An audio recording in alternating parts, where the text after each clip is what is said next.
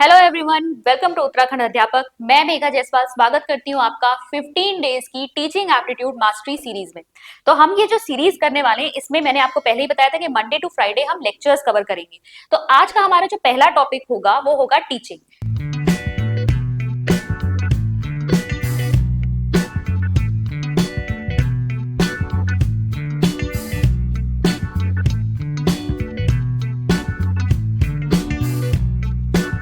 और हम स्टार्ट कर रहे हैं यूनिट 2 से, ठीक है। क्योंकि आपने देखा होगा यूनिट 1 के कुछ टॉपिक्स मैं ऑलरेडी कवर कर चुकी हूँ, वो हालांकि यहाँ पर भी कवर होंगे, लेकिन हम स्टार्टिंग पहले यूनिट 2 से करते हैं, ठीक है। ये हमारे लिए थोड़ा नया रहेगा। तो टीचिंग हम सबसे पहले पढ़ेंगे। इसमें आपका सेकेंड यूनिट जो है टीचिंग और कम्युनिकेशन पर बेस्ड है। तो बेसिक्स अभी चेक करते हैं हम टीचिंग के। टीचिंग जिसे हम क्या कहते हैं, शिक्षण। अगर हम इसकी प्रकृति या इसके नेचर की हम बात करें तो हम इसे आर्ट भी कहते हैं और साइंस भी कहते हैं। यानी शिक्षण जो है वो कला भी है और विज्ञान भी है।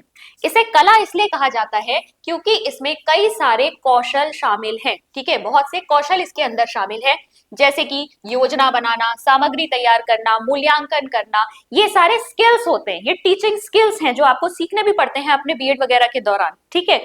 इफेक्टिव टीचिंग तभी आएगी जब आपकी इन टीचिंग स्किल्स के ऊपर कमांड होगी।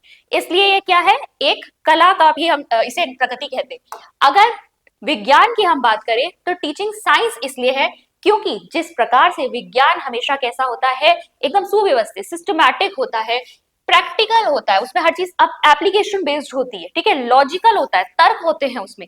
इसी प्रकार टीचिंग भी है। टीचिंग में आप ऐसा तो नहीं है ना, खड़े हो जाओ क्लास में और कुछ भी पढ़ाना शुरू कर दो।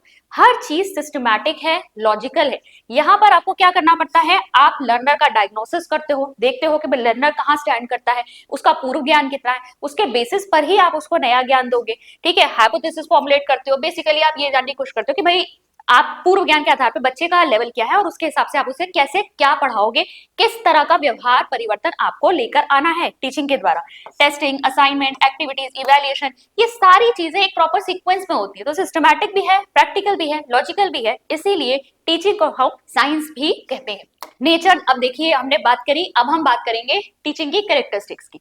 तो शिक्षण की जो आपकी विशेषताएं हैं वो क्या है। शिक्षण शिक्षक और छात्रों के बीच की एक प्रभावी अंतःक्रिया, इंटरेक्शन होता है। क्लासरूम में आप देखो, जब भी आप टीचिंग करोगे, स्टूडेंट और टीचर दोनों के बीच में क्या हो रही है, बातचीत हो रही है, इंटरेक्शन हो रहा है।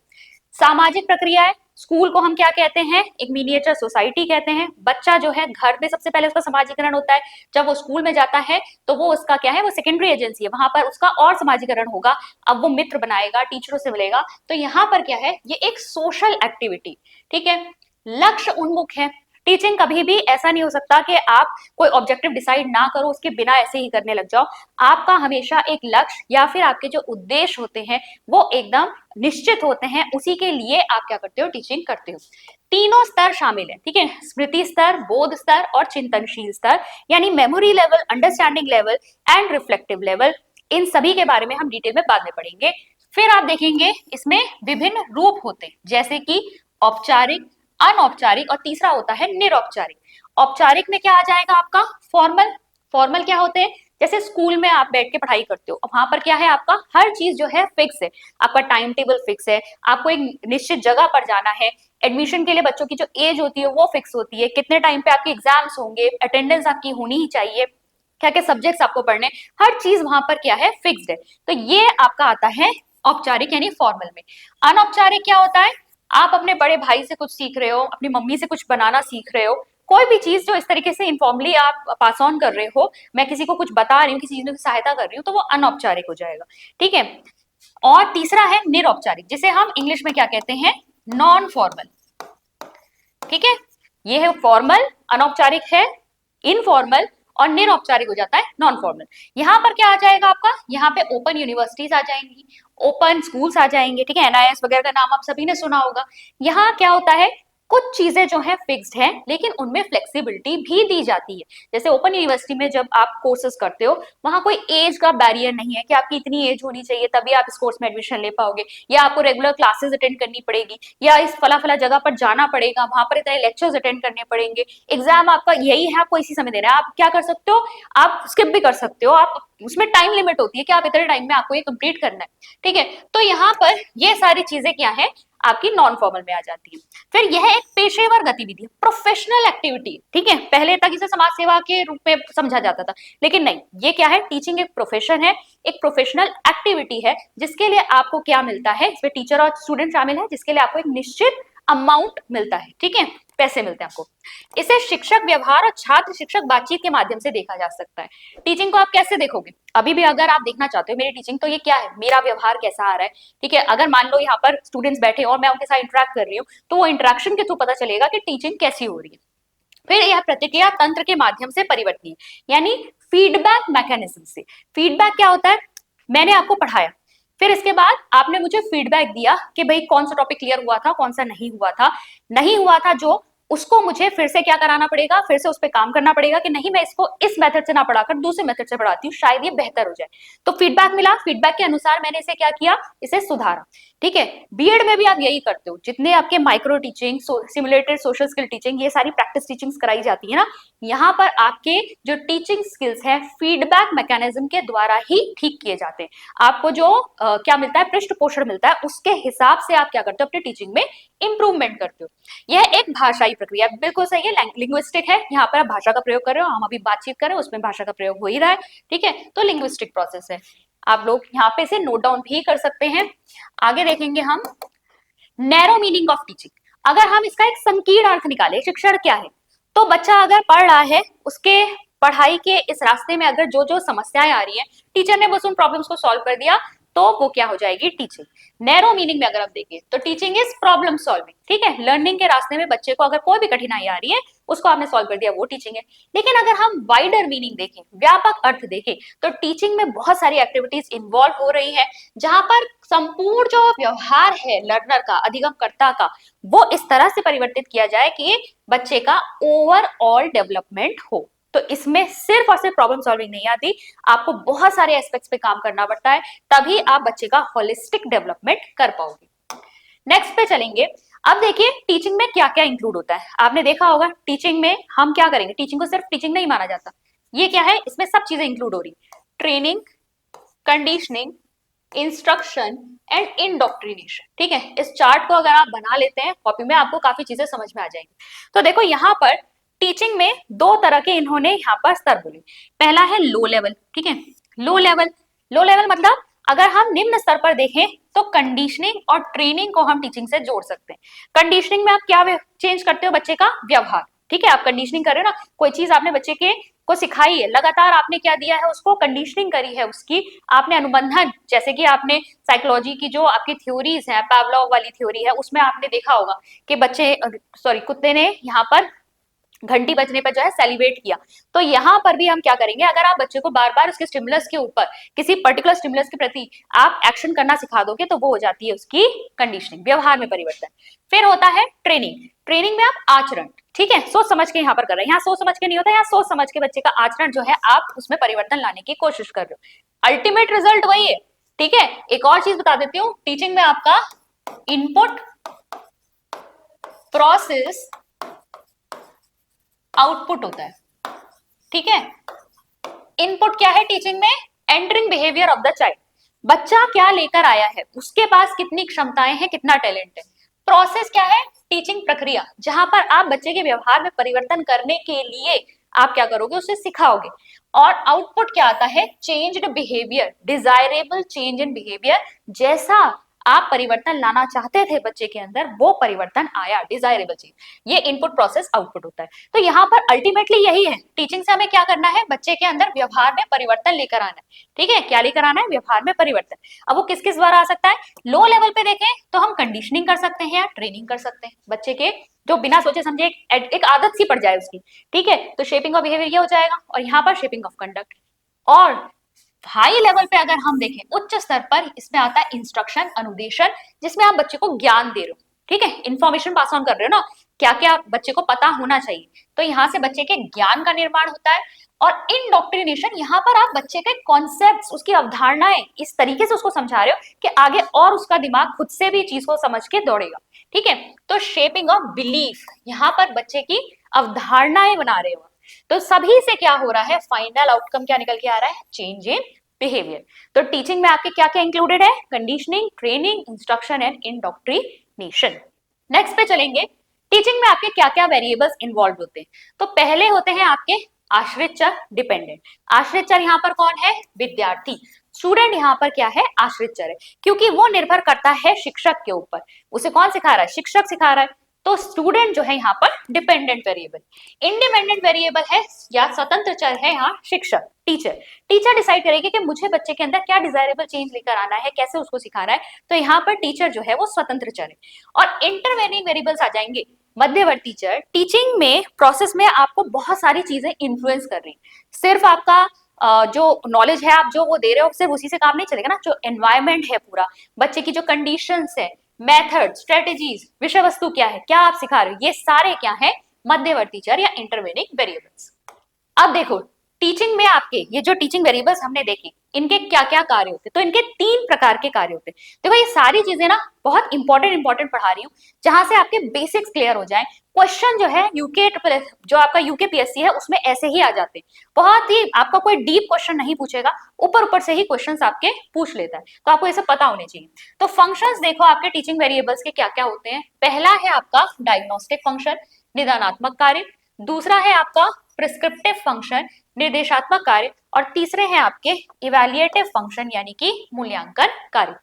ठीक है, डायग्नोस्टिक फंक्शंस आपके क्या होते हैं। डायग्नोस्टिक मतलब निदान करना, चेक कर रहे हो, टेस्ट कर रहे हो आप सामने वाले को। तो इसमें देखो यहाँ पर नॉर्मली जो है ये बिफोर टीचिंग होता है और यहाँ पर टीचर ज्यादा एक्टिव। ठीक है, अच्छा क्या यहाँ पे स्टूडेंट बिल्कुल भी डायग्नोस्टिक एक्शंस जो है या फिर फंक्शन है वो परफॉर्म नहीं कर रहा, करता है। जैसे कि आपकी नई नई क्लास है, ठीक है, बच्चे भी आपके पास न्यू स्टूडेंट्स आए हैं, कुछ न्यू एडमिशन है, वो भी तो ये देखते हैं कि टीचर के साथ उनका रेपो कैसा बैठ रहा है। ठीक है, मुझे पढ़ाया हुआ समझ में आ रहा है या नहीं आ रहा है। हालांकि एक्टिव यहाँ पर हम टीचिंग वाले प्रोसेस में टीचर को ही मानेंगे कि उसे, क्योंकि स्टूडेंट को डायग्नोस करना है, उसके पूर्व ज्ञान का, उसकी क्षमताओं का अनुमान लगाना है, उसी के आधार पर वो अपने आगे का जो टीचिंग है वो परफॉर्म करेगी। लेकिन बच्चे भी एक्टिव होते हैं, लेकिन फिर भी अगर आपसे पूछ लिया जाए ज्यादा यहाँ पर जो रोल है वो किसका है, तो टीचर का है। ठीक है, प्रिस्क्रिप्टिव फंक्शंस में क्या होता है, प्रिस्क्रिप्टिव फंक्शंस में तो टीचर का रोल है। हालांकि स्टूडेंट भी यहाँ पर क्वेश्चन आंसर्स करते हैं। यहाँ पर नॉर्मली आपकी जो पूरी टीचिंग होती है ना वो है, टीचर क्या है। अब प्रिस्क्रिप्टिव फंक्शंस में बच्चों को बता रहे हैं, सिखा रहे हैं, कंटेंट पढ़ा रहे हैं, क्वेश्चन कर रहे हैं, बच्चे बीच बीच में इंटरेक्ट कर रहे हैं, लेकिन यहाँ पर टीचर का रोल है। स्टूडेंट भी एक्टिव है, लेकिन यहाँ पे दोनों है। ठीक है, टीचर और स्टूडेंट दोनों। फिर यहाँ इवैल्यूएटिव फंक्शन में कौन है, यहाँ पर स्टूडेंट ज्यादा एक्टिव। इवैल्यूएटिव में क्या है, टीचर ने यहाँ पर क्या दिया, पढ़ाने के बाद दिया टेस्ट। ठीक है, टेस्ट दिया, अब उस टेस्ट को परफॉर्म कौन कर रहा है, बच्चे कर रहे हैं। तो इवैल्यूएटिव फंक्शन में स्टूडेंट ज्यादा एक्टिव है। ठीक है, अब यहाँ पर एक और बात आती है, क्या टीचर का इवैल्यूएटिव फंक्शन में कोई भी काम नहीं है? ये नहीं कि टीचर इवैल्यूएशन जो स्टूडेंट का कर रही है उसमें तो स्टूडेंट एक्टिव है, लेकिन टीचर खुद का भी तो इवैल्यूएशन करती है कि मेरा पढ़ाया हुआ कितना सही रहा।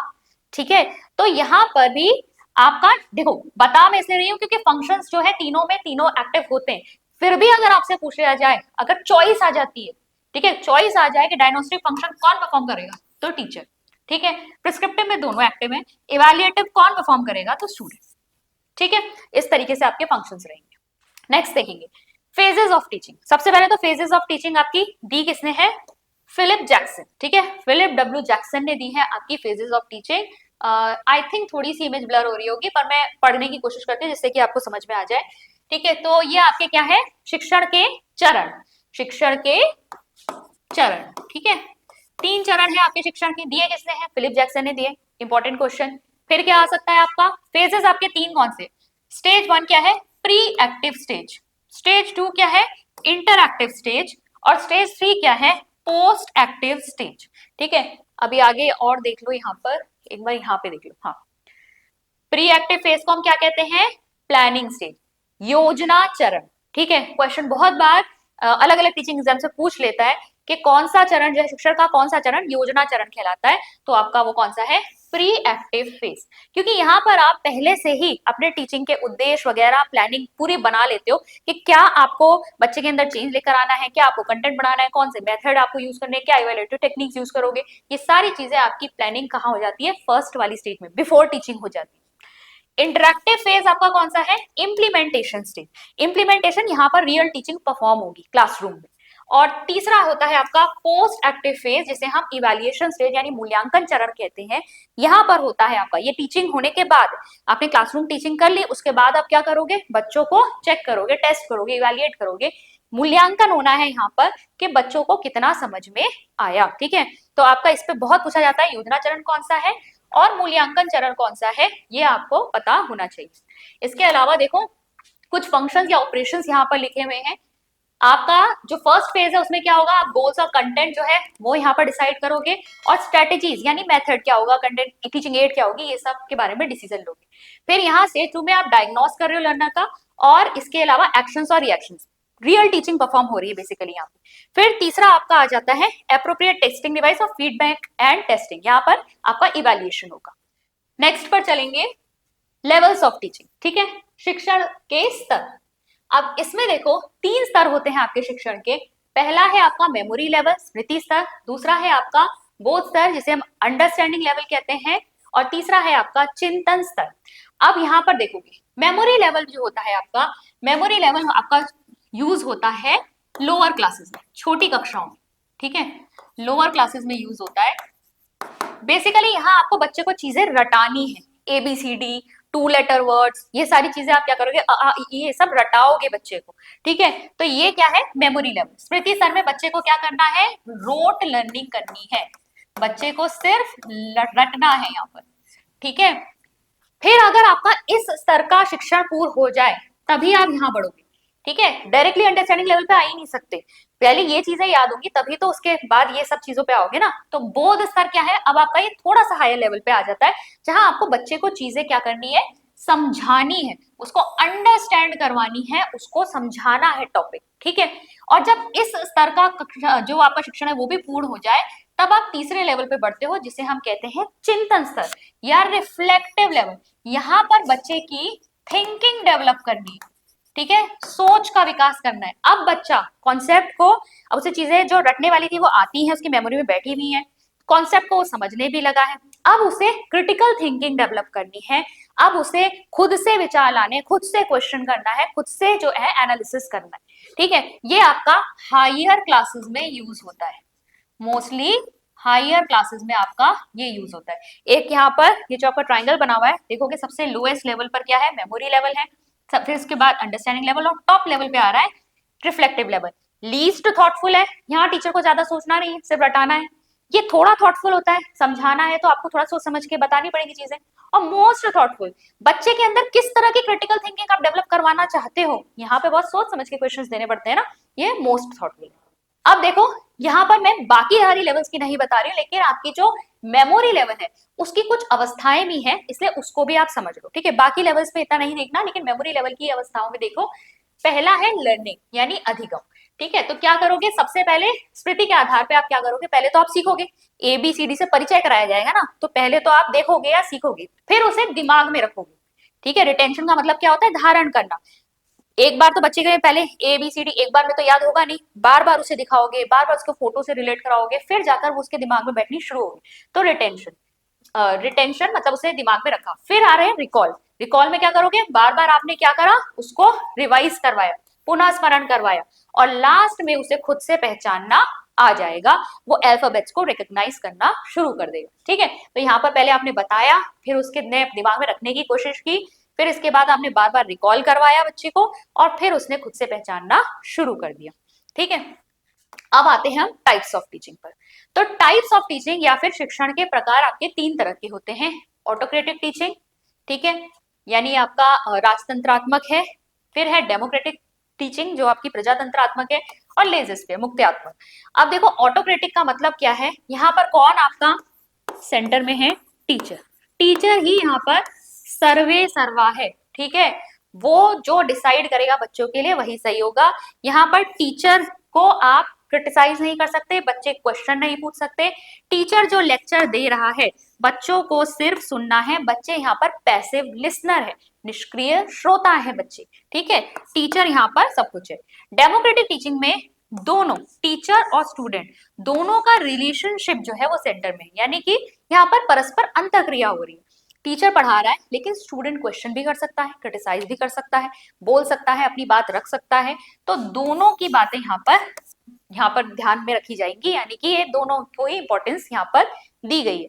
लेजर जो है आपका, लेजर मुक्त्यात्मक, यहाँ पर स्टूडेंट ही एक्टिव होता है, स्टूडेंट को बिल्कुल फ्री हैंड छोड़ दिया है आपने, ठीक है। टीचर सिर्फ तब यहाँ पर आएगा, स्टूडेंट को कोई परेशानी आ रही है, उसने गाइडेंस मांगी तो आप दे सकते हो, अदरवाइज स्टूडेंट यहाँ पे बिल्कुल फ्री है, ठीक है।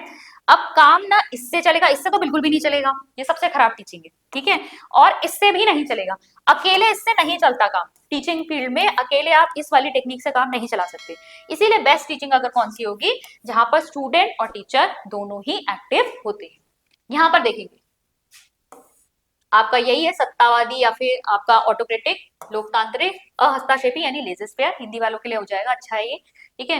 ये आपकी क्लासिकल थ्योरी पर बेस्ड है, ये आपकी ह्यूमन रिलेशनशिप पर बेस्ड है, मानव संबंध पर, और ये आपका संगठन के आधुनिक सिद्धांत, मॉडर्न थ्योरीज पर बेस्ड है। आजकल आप देखो किसी भी ऑर्गेनाइजेशन में ना आपको फ्री हैंड दिया जाता है, ठीक है। बहुत ज्यादा आजकल बॉस और वो वाला एम्प्लॉय वाला रू जो है हर जगह चलता नहीं है, आप काम करवा नहीं सकते किसी से ऐसे जबरदस्ती। ये बाल केंद्रित है, यहाँ बच्चा और शिक्षक दोनों को महत्व है, यहाँ शिक्षक केंद्रित है, ठीक है। और यहाँ पर बच्चा सिर्फ क्या है, निष्क्रिय श्रोता है, यहाँ पर एक दूसरे को प्रभावित कर रहे हैं, और यहाँ बच्चे को क्या है, स्वयं से सीखने की अनुमति दी गई है। अब आते हैं हम शिक्षण के सिद्धांत। तो सबसे पहले देखो, शिक्षण के दो तरह के सिद्धांत होते हैं, सामान्य सिद्धांत और मनोवैज्ञानिक सिद्धांत। बेसिकली ऐसी थ्योरीज जिनको आपको अपनी टीचिंग में यूज करना चाहिए या फिर टीचिंग करते वक्त इन्हें अपने ध्यान में रखना चाहिए। तो शिक्षण के सामान्य सिद्धांत देखेंगे, सबसे पहले योजना का सिद्धांत। टीचिंग ऐसे ही नहीं करनी है, पहले आपको कोई भी क्लास पढ़ाने जानी है तो उसकी प्रॉपर एक प्लानिंग करनी पड़ेगी। प्लानिंग में हमने अभी बात करी थी, प्लानिंग में आपकी क्या क्या उद्देश्य, मेथड, सब कुछ आ जाता है। लचीलापन और लोच का सिद्धांत, कितनी भी प्लानिंग कर लो, हो सकता है क्लासरूम में आपके सामने कोई नई ही चीज निकल के आ जाए, तो वहां पर आपकी टीचिंग में इतना लचीलापन, इतनी फ्लेक्सिबिलिटी होनी चाहिए कि आसानी से आप वहां पर चेंजेस कर सको, ठीक है। अगर आप लोग कॉपी कर रहे हैं तो मैं साइड हो जाती हूँ यहाँ पर। निश्चित लक्ष्यों या उद्देश्यों का सिद्धांत, आपके ऑब्जेक्टिव्स जो है वो डेफिनेट होने चाहिए। आपकी जो टीचिंग है, कुछ भी उठा के नहीं पढ़ाना है, आपको पता होना चाहिए कि मुझे क्या व्यवहार परिवर्तन लेकर आना है, उसी के अकॉर्डिंग जो है आप टीचिंग करेंगे। पिछले अनुभवों के उपयोग का सिद्धांत, बच्चे को पूर्व ज्ञान कितना है, बच्चे का पूर्व अनुभव क्या है, उसका आपको ज्ञान होना चाहिए, उसी को आधार बनाकर आप नई चीज बच्चे को सिखाएं। बाल केंद्रितता का सिद्धांत, ये हम हर चीज में फॉलो करते हैं, हर चीज में, चाहे आप कंटेंट डिसाइड कर रहे हैं, टीचिंग मेथड डिसाइड कर रहे हैं, स्ट्रेटेजी, टीचिंग एड, जो भी डिसाइड कर रहे हो, एनवायरमेंट कैसा होगा, वो सब बच्चे को ध्यान में रखकर आपको डिसाइड करना है। व्यक्तिगत अंतर के लिए प्रावधान, आपकी क्लास में हर बच्चे समान नहीं है, बहुत अलग अलग तरह के बच्चे हैं, हर एक की लर्निंग जो पावर है वो अलग अलग तरीके की, लर्निंग स्टाइल अलग होगा, सबके लिए आपकी जो टीचिंग है वो यूजफुल होनी चाहिए। वास्तविक जीवन से जोड़ने का सिद्धांत, इस तरीके से आप बच्चे को पढ़ाइए कि बच्चे जो सीख रहा है उसे वो क्लासरूम से बाहर भी ले जा पाए, अप्लाई कर पाए अपनी रियल लाइफ में। अन्य विषयों के साथ सह संबंध का सिद्धांत, ऐसा नहीं है कि आप इतने सारे सब्जेक्ट पढ़ा रहे हो और एक दूसरे के साथ को रिलेटेड ही नहीं है, आप उनका को रिलेशन भी बच्चे को समझाइए कि हम ये चीजें यूं पढ़ रहे हैं, ये चीजें यहाँ पढ़ रहे हैं, ये चीजें आपकी कोरिलेट होती है। फिर है आपका सक्रिय भागीदारी का सिद्धांत, ऐसा नहीं होना चाहिए कि सिर्फ आप ही आप बोल रहे हैं, ठीक है, यहाँ पर आपको बच्चे को भी अपनी टीचिंग में इन्वॉल्व करना है। फिर आ जाएगा आपका प्रभावी रणनीति और निर्देशात्मक सामग्री का सिद्धांत।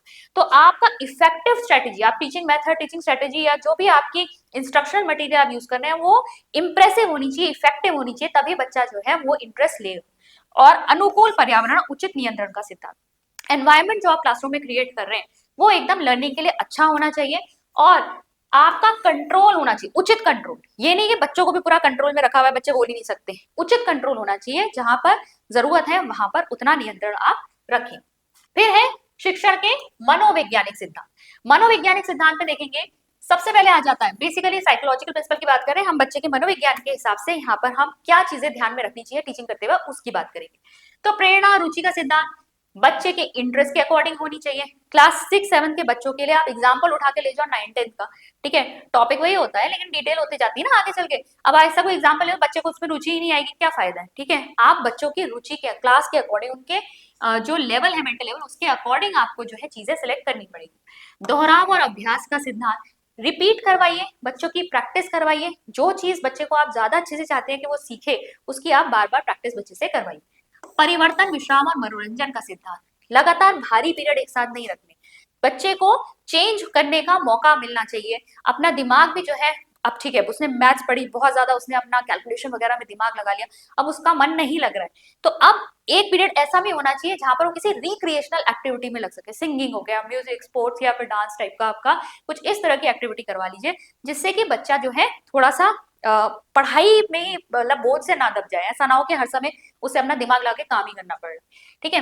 पृष्ठ पोषण और पुनर्बलन का सिद्धांत, बच्चे को प्रॉपर फीडबैक देना है, प्रॉपर आपको रीइंफोर्समेंट देना है, ठीक है। जहां पर बच्चा अच्छा कर रहा है, अगर रीइंफोर्समेंट नहीं मिलता ना तो बच्चा आगे से जवाब देना बंद कर देगा, ठीक है। मान लो मैंने कोई काम अच्छा किया लेकिन मुझे उसका कोई भी प्रोत्साहन नहीं मिला, तो ऑब्वियसली मैं आप काम नहीं करूंगी, ठीक है। तो बच्चे को पुनर्बलन और पृष्ठ पोषण आपको अवश्य देना है। सहानुभूति और सहयोग का सिद्धांत, बच्चे के साथ हमेशा आपको क्या होनी चाहिए, एम्पैथी होनी चाहिए और कॉपरेशन, मतलब सहयोग के साथ काम करिए। बच्चे को ऐसा नहीं लगना चाहिए कि मेरी बात कभी भी सुनी नहीं जाएगी।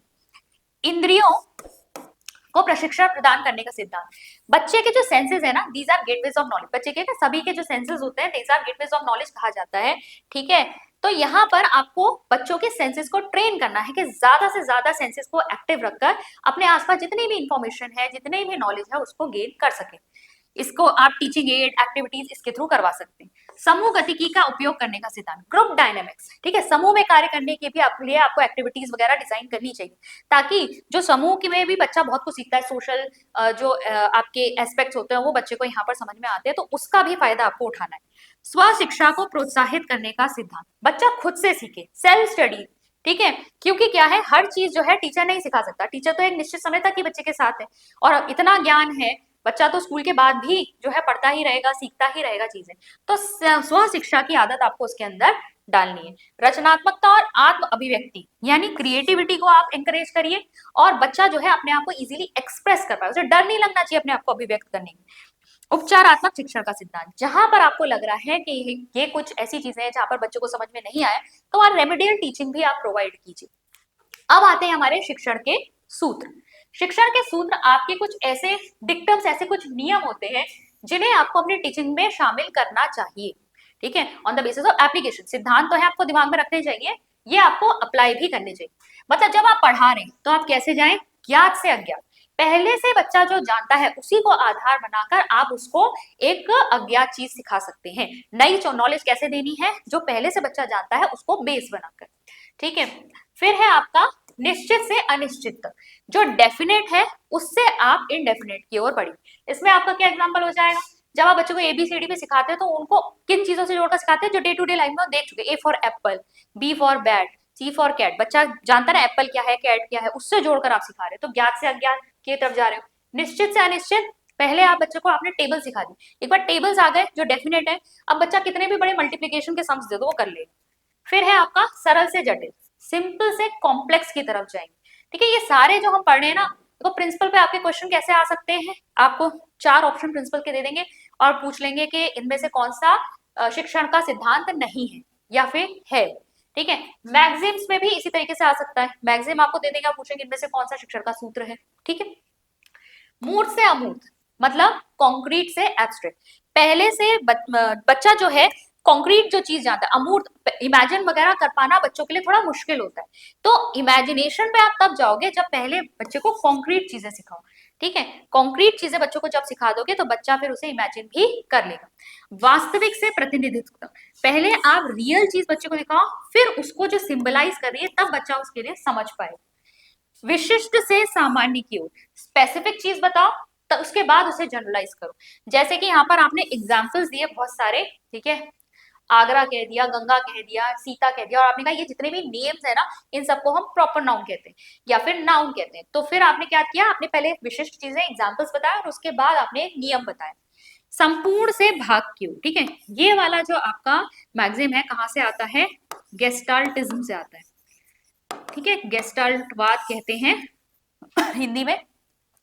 गेस्टाल्टिज्म आपकी एक आइडियोलॉजी है जिसके अकॉर्डिंग, ठीक है, जर्मनी का वर्ड है ये आपका गेस्टाल्ट, जिसके अकॉर्डिंग जो होल होता है वो अपने भागों के जोड़ से भी अधिक होता है। ठीक है, आपने सारे पार्ट्स को अगर जोड़ भी दिया उससे भी अधिक है वो संपूर्ण, तो संपूर्ण की जो आप कह सकते हैं वैल्यू है वो उससे कहीं ज्यादा है।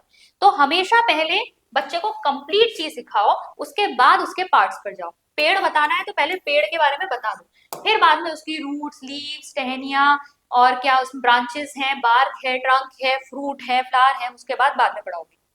मनोवैज्ञानिक से तार्किक, पहले बच्चों को क्या है इसका साइकोलॉजिकल एस्पेक्ट समझाओ और फिर लॉजिकल की तरफ जाओ। पहले तो आपको बच्चे को चीज समझानी पड़ेगी ना, फिर उसके पीछे का तर्क बताओ। आगमनात्मक से निगमनात्मक, इंडक्टिव टू डिडक्टिव, ये बहुत आपका जो है इंपॉर्टेंट है। इंडक्टिव का मतलब क्या होता है? इंडक्टिव मतलब एग्जाम्पल टू रूल, और डिडक्टिव का मतलब होता है रूल टू एग्जाम्पल। तो ये ध्यान में रखेंगे। पहले वो कह रहे हैं आगमनात्मक पर जाओ, यानी जैसे कि मैंने आपको एग्जाम्पल टू रूल का अभी नाउन वाला एग्जाम्पल दिया, पहले आपने एग्जाम्पल्स दे दिए, नाम बता दिया और फिर आपने कहा ये सब नाउन के लिए स्टैंड होते हैं। उसके बाद आप रूल जो बच्चे को पता चल गया तो उसके बच्चे को आप कहोगे कि एग्जाम्पल दो। ठीक है, तो आप आगमनात्मक से निगमनात्मक पर जाओगे। अनुभव जन्य से तर्क संगत, बच्चा जो है पहले से उसने अपनी डे टू डे लाइफ में जो चीजें अनुभव कर रखी है उसको अब तार्किक रूप से आप समझा सकते हो। बच्चों ने अपने डे टू डे लाइफ में बहुत सारे जो फिनोमिना है होते हुए देखे होते हैं। ठीक है, रेनबो बन रहा है, बादल आ रहे हैं, बारिश हो रही है, इसी को जब आप पढ़ाओगे प्रेसिपिटेशन, ठीक है, आप इसको आधार बनाओ कि भाई आपने ये ऐसा होते हुए देखा है, ये सब होते हुए देखा है, अब इसको देखो, इसका रीजन ये। ठीक है, इस तरीके से जब आप पढ़ाओगे अनुभव जन्य से तर्क संगत की ओर, बच्चा ज्यादा रिलेट कर पाएगा। और फिर है विश्लेषण से संश्लेषण। विश्लेषण संश्लेषण मतलब एनालिसिस टू सिंथेसिस। एनालिसिस का मतलब क्या होता है? आपके सामने कोई चीज है, इसको आपने पार्ट्स में ब्रेक कर दिया, तो ये है एनालिसिस, विश्लेषण। ठीक है, किसी भी चीज को उसके तत्वों में तोड़ना विश्लेषण है, और उन तत्वों को पुनः जोड़कर फिर से एक वस्तु बना देना, वो क्या है? सिंथेसिस यानी कि संश्लेषण। अब देखेंगे शिक्षा सहायक सामग्री, टीचिंग लर्निंग एड्स। ठीक है, तो अब देखो टीचिंग एड्स आपकी क्या होती हैं। बेसिकली टीचिंग एड्स क्या है? जो भी आप अपने टीचिंग में यूज कर रहे हो मटेरियल जो आपके शिक्षण में मदद कर रहा है, वो क्या है? आपकी टीचिंग एड। इसे टीएलएम भी कहते हैं, टीचिंग लर्निंग मटेरियल भी कहते हैं। ठीक है, शिक्षण अधिगम सामग्री, ये क्या होती है? ये आपकी टीचिंग को सरल बना देती है, जीवंत बना देती है, प्रभावी बना देती है। कैसे?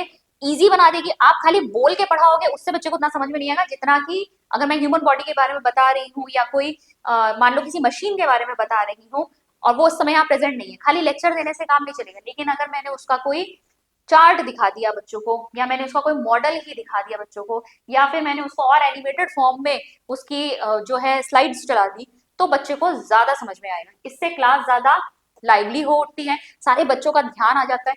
क्यों? क्योंकि टीचिंग एड्स क्या करती हैं? आपके सेंसेस को एक्टिव करती हैं। ज्यादा से ज्यादा सेंसेस यहाँ पर एक्टिव हो जाते हैं।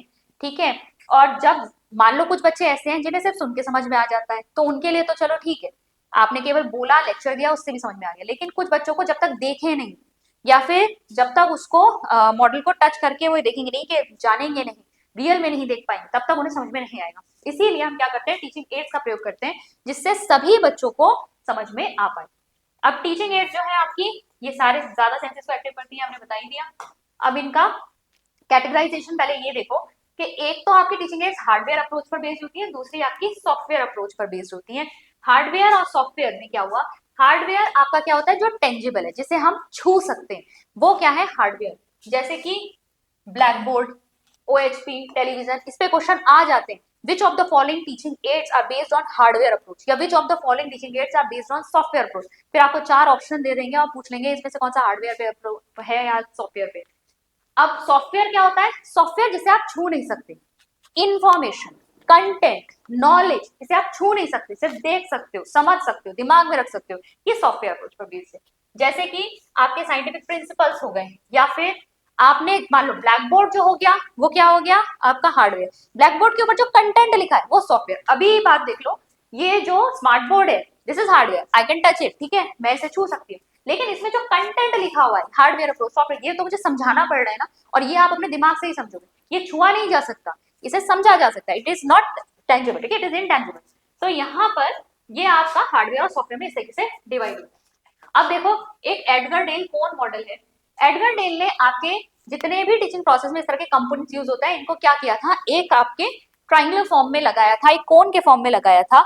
इसको अभी चेक करेंगे। कंपोनेंट्स इन्होंने टीचिंग प्रोसेस के लिए क्या कंसीडर किए थे। सबसे पहले तो टाइप्स ऑफ टीचिंग एड्स क्या क्या हो सकते हैं, स्टिल पिक्चर, मूवी, प्रोजेक्टेड, अभी इनको देखेंगे। फिर इन्वॉल्वमेंट ऑफ सेंसेस, कितने सेंसेस यहाँ पर पर्टिकुलर टीचिंग एड में इन्वॉल्व हो रहे हैं, ठीक है। और फिर टीचिंग इफेक्टिवनेस, कि ये यहाँ पर कितनी प्रभावशाली रहेगी शिक्षण में। और लर्निंग एक्सपीरियंसेस इससे क्या मिल रहे हैं, कोर एक्सपीरियंसेस यहाँ पर क्या मिल रहे हैं, बच्चे को अनुभव कैसे मिल रहे हैं। इन 4 पॉइंट्स के आधार पर इन्होंने एक कोन बनाया और सारे टीचिंग एड्स को यहाँ इन्होंने इसको कैटेगराइज किया। ये देख सकते हैं आप, ठीक है। जैसे जैसे हम क्या करेंगे, डिग्री ऑफ एब्स्ट्रैक्शन देती है, ठीक है। यहाँ पर एब्स्ट्रैक्शन हाई है। एब्स्ट्रैक्ट मतलब जो आपको दिमाग में सोचना पड़ रहा है, जो आपको दिख नहीं रहा है, आपको दिमाग में इमेजिन करना पड़ रहा है, वो होता है एब्स्ट्रैक्ट। कॉन्क्रीट का मतलब जो आपको साफ साफ दिखाई दे रहा है, मूर्त है, ठीक है, मूर्त। तो यहाँ पर आप देखेंगे, यहाँ ऊपर जैसे जैसे हम बढ़ रहे हैं, कॉन्क्रीट से हम एब्स्ट्रैक्ट की तरफ बढ़ रहे हैं। तो यहाँ पर देखो, सबसे पहले यहाँ टॉप पे इन्होंने टेक्स्ट और वर्बल सिंबल रखे। जो आपका कंटेंट, जैसे कि अभी हमने देखा ना, ये जो लिखा हुआ है, ये सब क्या है, आपको इमेजिन करना पड़ेगा। वर्बल है मतलब आपको दिमाग में सोचना पड़ेगा वर्बल सिंबल किसके लिए स्टैंड करता है। फिर आती है आपकी पिक्चर्स या विजुअल सिंबल। सेंस यहाँ पर भी एक ही एक्टिव है, यहाँ पर भी आप देख रहे हो, यहाँ पर भी आप देख रहे हो, पर यहाँ पर थोड़ा सा ज्यादा अच्छा इसलिए है क्योंकि पिक्चर, एक मैंने लिखा ये ट्री, बच्चे के सामने मैंने एक लिखा ट्री, और एक मैंने बनाया ये ट्री। बच्चे को कैसे ज्यादा समझ में आएगा, ऑब्वियसली बच्चा इससे ज्यादा आइडेंटिफाई कर पाएगा, ठीक है, इसलिए ये इससे बेटर है। फिर ऑडियो रिकॉर्डिंग्स, फोटोज, यहाँ पर भी एक एक ही सेंस एक्टिव हो रहा है, फोटोज हो गए, ऑडियो रिकॉर्डिंग्स हो गए। फिर आ गई मोशन पिक्चर्स। अब इस पे आपके क्या है, मोशन पिक्चर्स में यहाँ पर आपको मूविंग पिक्चर्स है ना, यहाँ पर आपको सुनाई भी दे रहा है और दिखाई भी दे रहा है, आपके ज्यादा सेंसेस एक्टिव हो गए। उसके बाद एग्जीबिशंस। एग्जीबिशंस में कई बार हम रियली चीजों को देख रहे होते हैं, मॉडल्स होते हैं उनके, लेकिन हमको देख रहे होते हैं तो हमें ज्यादा सेंसेस हमारे एक्टिव। फिर आते हैं फील्ड ट्रिप। फील्ड ट्रिप में कितना रियल अनुभव बच्चों को मिलता है, ठीक है। डेमोन्स्ट्रेशन, कुछ चीजें ऐसी होती है जिनको अगर आप नहीं भी आप ले जा सकते बच्चों को वहां पर, आपने क्लासरूम में डेमोन्स्ट्रेट कर दिया, ठीक है, परफॉर्म करनी है वो एक्टिविटी, एक्टिविटी बच्चों के हाथ में ना देखा, लेकिन आपने खुद से परफॉर्म कर दी वो, तो वो डेमोन्स्ट्रेशन क्या है, उसमें भी बच्चों के सेंसेस एक्टिव है। ड्रामेटाइज एक्सपीरियंसेस, ठीक है, ड्रामेटाइज एक्सपीरियंसेस, ड्रामा वगैरह आपने बच्चों से इनैक्ट करवा लिया, बजाय उसको प्लेनली खाली पढ़ाने के, बच्चे जब रोल प्ले कर रहे हैं, जब उसे इनैक्ट कर रहे हैं तो बच्चों को ज्यादा समझ में आएगा। फिर कॉन्ट्राइव एक्सपीरियंसेस, ऐसी बहुत सारी चीजें होती हैं जिनको रियल में बच्चों को वहां लेकर जाना पॉसिबल नहीं होता है, या वो बच्चों के सामने अगर हम उसे रियल में ले करने की कोशिश करें तो बच्चों को खतरा हो सकता है, ठीक है। फॉरेस्ट फायर वगैरह हो गई, अब बच्चों को लेके थोड़ा ना जाओगे फॉरेस्ट फायर दिखाने के लिए। तो यहाँ पर हम कॉन्ट्राइव एक्सपीरियंसेस मतलब उसका एक रूपांतरण कर लेते हैं, नकली हम उसका एक मॉक टाइप का हम वहाँ पे, जैसे फायर मॉक ड्रिल्स होती है कि कैसे निकलो, अगर आग लग गई तो कैसे निकलोगे, तो वो हम यहाँ पर क्रिएट कर लेते हैं। और फिर आती है लास्ट, डायरेक्ट पर्पसफुल एक्सपीरियंस। यहाँ पर जो चीज आप बच्चों को सिखाना चाहते हो डायरेक्टली उस चीज में बच्चों को डाल दो, ठीक है, वो सिखाओ बच्चों को, बच्चा उसे खुद परफॉर्म करे, तो ये डायरेक्ट पर्पसफुल एक्सपीरियंस, सबसे ज्यादा बच्चा यही एक्टिव होगा। तो ये है आपके, यहाँ पर इंफॉर्मेशन मिल रही है, यहाँ कॉग्निटिव स्किल्स डेवलप हो रहे हैं, और यहाँ नीचे आते आते आप देखेंगे तो बच्चे के मोटर स्किल्स, एटीट्यूड सब यहाँ पर डेवलप हो रहे हैं। फिर देखिए आपके हार्डवेयर टेक्निक के ऊपर बेस्ड जो आपकी यहाँ पर टीचिंग एड्स हैं, उनको हमने किस और तरीके से भी कैटेगराइज किया है। श्रव्य सामग्री जिसे हम कहते हैं ऑडियो एड्स, ठीक है, दृश्य सामग्री जिसे हम कहते हैं विजुअल एड्स, और श्रव्य दृश्य सामग्री जिसे हम कहते हैं ऑडियो विजुअल एड्स, ठीक है, एवी एड्स कहते हैं ना। तो ऑडियो का मतलब यहाँ पर बच्चा सुन के सीख रहा है, क्या क्या आ जाएंगे, radio, tape recorder, gramophone, gramophone पहले हुआ करते थे ना, mike, teleconferencing, iPad, walkman, MP3 player, headphone, ये सारे क्या है, ऑडियो, ठीक है। दृश्य सामग्री में क्या आ जाएगा, ग्राफ, चित्र, transparency, slide, power point, PPT हो गए, चार्ट, पुस्तक, ठीक है। टेक्स्ट बुक भी एक टीचिंग एड है, ठीक है, मॉडल हो गए, वास्तविक वस्तुएं हो गई, फोटोग्राफ हो गए, बुलेटिन बोर्ड, डिस्प्ले बोर्ड, ठीक है। श्रव्य दृश्य सामग्री में आ गए, यहाँ बच्चा सुन भी रहा है, देख भी रहा है, TV, LED, LCD, video conferencing, interactive board, mobile, चलचित्र, CCTV, social networking, tablet, laptop, ये सब किसमें आ जाए, जहाँ बच्चे के दोनों सेंसेस एक्टिव। फिर इसके बाद देखो तीन और तरीके से यहाँ पर इसको कैटेगराइज किया गया है। अप्रक्षेपित मतलब नॉन प्रोजेक्टेड, प्रक्षेपित मतलब प्रोजेक्टेड, क्या है प्रोजेक्टेड और नॉन प्रोजेक्टेड? प्रोजेक्टेड का मतलब है कि आप किसी एक बड़े से फ्रेम पर या पर्दे पर आप उसको ले सकते हो उसका चित्र को।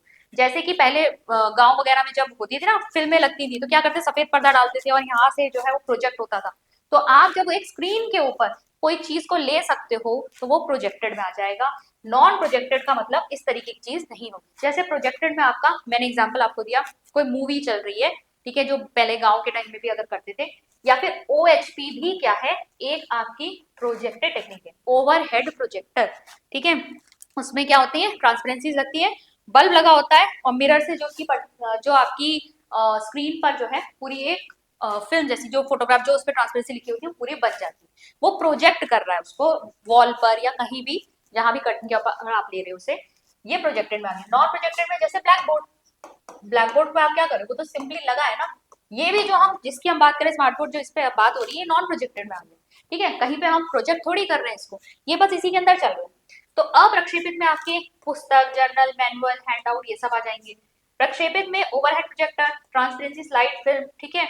ट्रांसपेरेंसी को वैसे उसमें मत रखना, सीधे स्लाइड फिल्म, शैक्षिक चलचित्र, टेप हो गया। और तीसरा इन्होंने इलेक्ट्रॉनिक्स किया। इलेक्ट्रॉनिक्स मतलब जहां आप कंप्यूटर और इलेक्ट्रिसिटी वगैरह का यूज कर रहे हो, तो CAL, CAI, CMI, ठीक है, ये सब आपके क्या आ जाएंगे, इलेक्ट्रॉनिक। पूछा आपसे यहीं पे से जाएगा प्रोजेक्टेड और नॉन प्रोजेक्टेड। तो ये बेसिकली हमने कंप्लीट किया आपका टीचिंग से रिलेटेड बेसिक्स। अभी इसमें कुछ और टॉपिक्स आपके टीचिंग मेथड, स्ट्रेटेजीज वगैरह बचे हुए हैं, वो वीडियो आपकी कल आएगी। अगर आपको ये वीडियो यूजफुल लग रही है तो प्लीज इसको एक लाइक जरूर दीजिएगा। कमेंट में हमें लिखकर बताइएगा कि आप हमारी इस 15 डेज सीरीज को पसंद कर रहे हैं या नहीं। आई होप आज की वीडियो यूजफुल रही हो। Thank you so much.